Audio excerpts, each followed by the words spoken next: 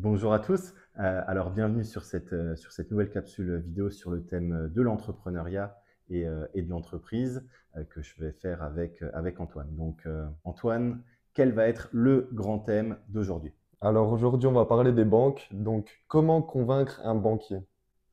Alors, c'est une vaste question. Comment on fait pour convaincre un banquier? Je dirais que le point de départ, ce qui est hyper important, c'est d'arriver avec un document qu'on appelle un business plan, qui est le plan d'affaires. C'est le document qui va rappeler un petit peu tout ce que vous avez en termes de charges, tout ce que vous allez avoir en termes de revenus. C'est en fait le plan qui va montrer un petit peu l'ensemble de la vie de votre entreprise. Et ce document-là, en fait, le banquier va être attentif à la fois aux chiffres qui sont dedans et surtout à la manière dont vous avez calculé chacun des chiffres qui est à l'intérieur. Euh, et surtout, la question du banquier, parce que le banquier n'a qu'une question, c'est est-ce que dans un scénario catastrophe, j'arrive à récupérer mon argent? S'il a l'impression que globalement, dans un scénario pessimiste, négatif, il arrive à récupérer son argent, ça va d'autant plus faciliter l'ensemble. Donc, s'il y a un premier élément de réponse, c'est vraiment d'arriver avec un document, donc avec un business plan qui soit aussi carré que possible. J'ai une deuxième réponse, mais elle est un peu moins fun. Bien évidemment, si on est très riche au départ, en général, le banquier n'a aucun problème à prêter de l'argent parce qu'il est certain Mm, d'arriver à récupérer l'argent. mm. Et donc, quelles sont tes banques, toi, personnellement, aujourd'hui? Alors, nous, aujourd'hui, on a principalement trois banques, on va dire deux plus une. On est client au Crédit Mutuel qui était notre toute première banque. Mm, Mais il se trouve qu'à un moment donné, on est arrivé sur des montants d'encours. Donc, l'encours, c'est le montant dont tu es caution sur l'une ou l'autre société ou sur l'une ou l'autre SCI qui deviennent très importants. Dans notre cas, nous, on a dépassé les 4 millions. Et donc, du coup, juste avant d'arriver à ce montant-là, on a basculé vers une deuxième banque. Chez nous, il s'agit du CIC. Donc, en fait, c'est le même groupe que le Crédit mm. Mutuel. Et vu qu'on a quand même deux banques qui font partie du même groupe, notre objectif d'ici à la fin de l'année, c'est d'avoir à peu près quatre banques. Donc quatre banques. La troisième, ce sera normalement la Banque Populaire et en quatrième, au choix, la Caisse d'épargne ou Crédit Agricole. Mais disons qu'avoir plusieurs banques, ça te permet de proposer le même projet à plusieurs personnes, mais surtout à des personnes qui te connaissent. La grosse difficulté que tu vas avoir, c'est que tu débarques dans une banque où personne ne te connaît. Mm. Bah forcément, les gens n'ont pas confiance en toi. C'est-à-dire qu'en fait, tu crées une relation petit à petit en commençant par quelque chose de tout petit et en grandissant au fur et à mesure. Si tu veux commencer directement avec un projet où tu as besoin de 4 millions et tu n'as jamais fait tes preuves sur 5 000 euros, bah forcément, la banque, elle va te regarder, elle va sourire, elle va dire bah non, jamais de la vie. Mm. Et par rapport à ça, est-ce que tu trouves que c'était plus compliqué avant ou c'est plus compliqué maintenant avec les banques pour notamment avoir des prêts, des choses comme ça? Je pense qu'il y avait le monde bancaire d'hier et il y a le monde bancaire d'aujourd'hui. Mm, Qu'est-ce qui a changé? Je pense qu'il y a eu un renouvellement générationnel des banquiers. C'est-à-dire qu'en fait, nous, on a travaillé, alors nous, ça fait à peu près 15 ans qu'on a des sociétés et on a travaillé avec des banquiers qui aujourd'hui sont à la retraite ou sont proches de la retraite, qui avaient moins de règles de leur banque ou, je dirais, moins de règles au-delà de leur banque. Donc en fait, on a travaillé avec des gens qui avaient plus de pouvoir de décision. Aujourd'hui, les banques ont limité beaucoup plus le pouvoir de décision individuel qui a été remplacé par des procédures, par des règles, par des ratios.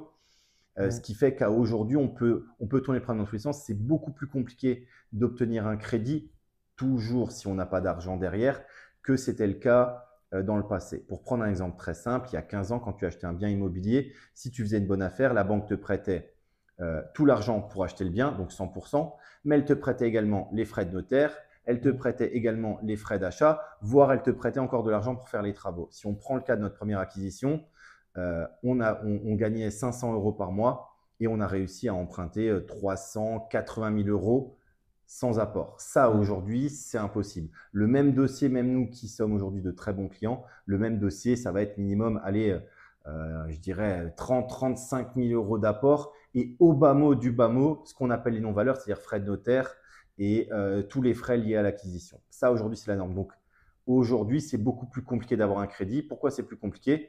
Parce que les banques ont pris beaucoup plus d'impayés. Il y a plus d'impayés aujourd'hui qu'il y en a eu dans le passé. Donc, forcément, elles vont avoir un niveau d'exigence qui est supplémentaire. Mm. Et c'est hyper compliqué parce que quand tu montes une boîte, surtout en France, aujourd'hui, le financement bancaire est la première source de financement. Tu ne montes pas une boîte, tu ne vas pas aller récupérer 10 000 ou 20 000 euros chez des business angels pour monter une petite structure. Donc, la culture bancaire en France reste, je dirais, la logique la plus classique pour un chef d'entreprise. Mmh. Et est-ce que tu peux nous rappeler justement ce que sont les 35% de taux d'endettement? Ouais, alors les 35% de taux d'endettement, c'est quelque chose qui doit dater, à mon avis, il y a 5-6 ans. Mmh. En fait, les banques, ou en tout cas l'État, a obligé les banques à ne pas pouvoir endetter leurs clients à un pourcentage de l'ensemble de leurs revenus qui a été défini comme étant 35%. Ça veut dire qu'en gros, quelqu'un qui gagne 1 000 euros par mois, ou on va dire quelqu'un qui gagne 2 000 euros par mois, n'a pas le droit de s'endetter pour faire des achats immobiliers, par exemple, ou avec des crédits à la consommation pour un total de plus de 700 euros. Pourquoi? Parce que l'État part du principe que si tu es endetté à plus que ce pourcentage-là, tu as un risque de défaillance très élevé. Donc, c'était fait au départ pour protéger le consommateur, donc le client, mais il se trouve que ça a un effet pervers parce que la règle des 35%, donc une banque a le droit de faire 5 ou 10% de crédit au-delà de ce pourcentage-là, donc principalement à leurs très très bons clients. Mais du coup, ce qui va se passer, c'est qu'en fait, ils vont respecter cette règle à la virgule près. Or, on sait que quelqu'un qui gagne 5 000 euros par mois, potentiellement a une capacité de s'endetter à hauteur de 50% qui est largement supérieure à effectivement quelqu'un qui a 2 000 euros par mois pour lequel la règle fait sens. Mais aujourd'hui, la règle est celle-ci. On peut la contourner en passant par des mécanismes de SCI. Nous, personnellement, on la contourne en passant par des mécanismes de SCI qui, du coup, ne rentrent pas dans ce calcul-là. Mais cette règle-là, surtout quand on veut acheter sa résidence principale, s'applique de plein droit. D'accord. Quand on va rencontrer les banques, est-ce qu'on doit faire le business plan soi-même? Alors, moi, je pense que c'est toujours mieux de le faire soi-même parce que ça montre que tu comprends la logique et la mécanique. Si tu le fais faire par un expert comptable, le business plan va être carré, c'est au top. Mais le problème, c'est que toi, il va falloir, quand le banquier va te poser une question, si à chaque réponse tu fais je ne sais pas, il faut que je demande au banquier, etc., l'image que tu vas renvoyer à ton banquier, c'est en fait le mec, il est peut-être super doué, mais en tout cas, il ne comprend pas la partie financière.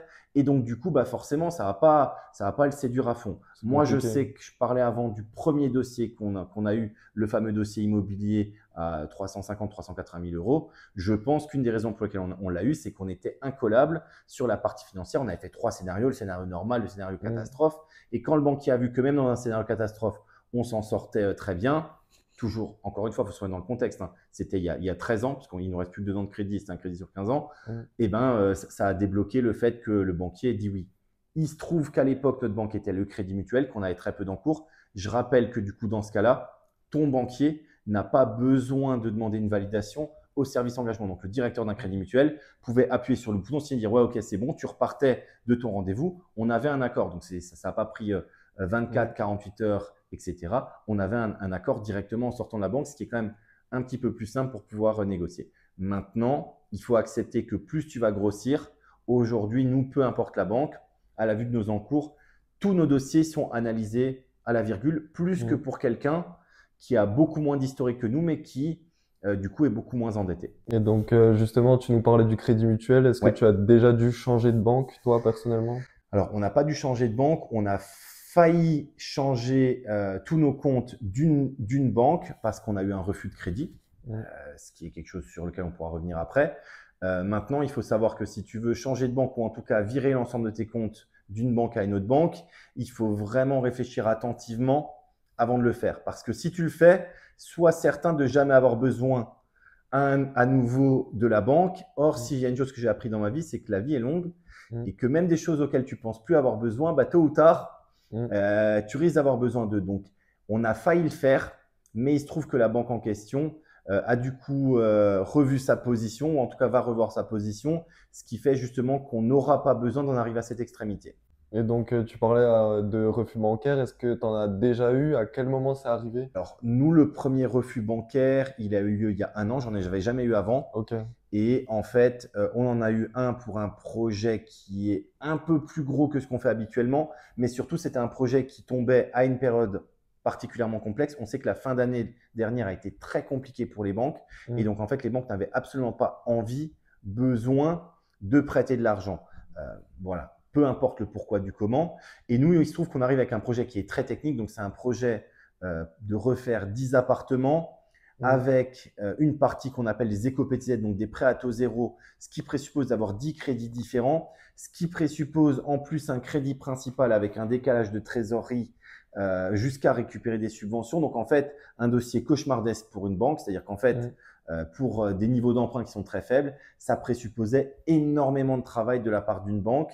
Et mon analyse à moi, c'est que ce risque-là, mélanger un deuxième risque qu'on appelle le risque technique, a fait que la banque s'est dit, bah, franchement, on va lui dire non. C'est quand même beaucoup plus simple de dire non. Ça classe le dossier au risque, parce que la banque a pris un risque, effectivement, qu'on arrête complètement notre relation avec elle, parce qu'en plus, elle nous a dit non après nous avoir prêté l'argent pour acheter le bâtiment. Donc, c'est effectivement des choses qui arrivent. Et s'il y a peut-être une chose à retenir, c'est que peu importe à quel point tu es un bon client, la période dans laquelle tu fais tes demandes est hyper importante. Tu peux être le meilleur des clients, tu fais des demandes qui n'intéressent pas une banque à une période extrêmement compliquée, la réponse sera négative. Et si on veut une raison de te dire non, on trouvera toujours une raison de te dire non. Maintenant, je pense qu'il est important de rappeler autre chose. On parlait des banques. On est un des rares pays où aujourd'hui tu peux emprunter de l'argent. On connaît nous d'autres pays où en fait, si tu ramènes pas 80 ou 90% de la somme, tu n'empruntes pas d'argent. De la même manière, les gens ne s'en rendent pas compte, mais sur des crédits immobiliers, on a des crédits à taux fixe. C'est pas la norme internationale d'avoir un taux fixe. Dans la plupart des pays, en fait, ton taux il est variable et il va fluctuer tous les mois en fonction de paramètres X ou Y. On a une chance énorme d'avoir des banques qui prêtent. Certes, elles prêtent moins qu'avant, mais elles prêtent à des taux fixes et elles prêtent quand même sur des montants qui sont assez importants. Donc oui, effectivement, c'est beaucoup plus compliqué aujourd'hui que ça l'était avant, mais je dirais on est quand même sur un système bancaire qui reste assez accessible. Pour prendre un exemple comparatif, à Dubaï, si tu veux emprunter une somme X, il faut au minimum que tu ramènes de ton côté 2 fois à 3 fois la somme. Donc, ça veut dire en gros, sur un projet, tu peux peut-être emprunter 30 à 40%. En France, je rappelle que sur un projet, même si on te demande 10% d'apport ou les non-valeurs plus 10%, tu es quand même en train d'emprunter 90% à un taux fixe. Donc, ça reste quand même des conditions, je dirais, très favorables en sachant que ton crédit a un taux fixe, mais que par contre, tes revenus, s'ils sont immobiliers, eux-mêmes, souvent sont revalorisés parce que quand tu as un loyer, tu peux revaloriser ton loyer chaque année. Donc, entre l'instant X où tu vas récupérer ton loyer et 15 ans plus tard, tu auras des loyers qui auront été augmentés alors que tes remboursements, eux, sont restés exactement au même niveau. Voilà. D'accord. Et donc, pour finir, comment faire pour lancer un projet sans argent? Alors, c'est une question hyper compliquée parce que, en fait, ça va dépendre du projet. Si tu as besoin d'argent, comment est-ce que tu fais pour lancer un projet sans argent? Je pense qu'il y a 2 éléments de réponse. Le premier, c'est de monter un premier business qui te permet de faire un petit peu d'argent. Ça peut être un petit business de conseil. Moi, j'ai vendu par exemple des études de marché étant beaucoup plus jeune, qui va te permettre peut-être de récupérer un petit ticket à 10, 15, 20 000, 30 000 sans aucun apport, parce que c'est des business simples à monter. Et après, tu prends cet apport que tu vas mettre dans ton gros projet. Ça, c'est une des clés. La deuxième solution, tu peux tenter effectivement un crédit bancaire, mais tu as intérêt à être bien armé derrière. Tu as peut-être une troisième solution qui serait d'aller voir des business angels, mais sur des petits montants, ça va pas les intéresser. Ou sur des boîtes qui ne sont pas des boîtes techno, ça va pas forcément les intéresser. Donc, je pense que le meilleur conseil, et aujourd'hui, on sait qu'il y a des gens qui ont créé des médias justement, il y a des gens qui ont créé pas mal de side business qui leur ont permis justement d'avoir soit une crédibilité, soit d'avoir de l'argent pour pouvoir monter leur business principal. D'accord. Merci beaucoup pour toutes ces réponses. Merci à toi Antoine et à la prochaine vidéo.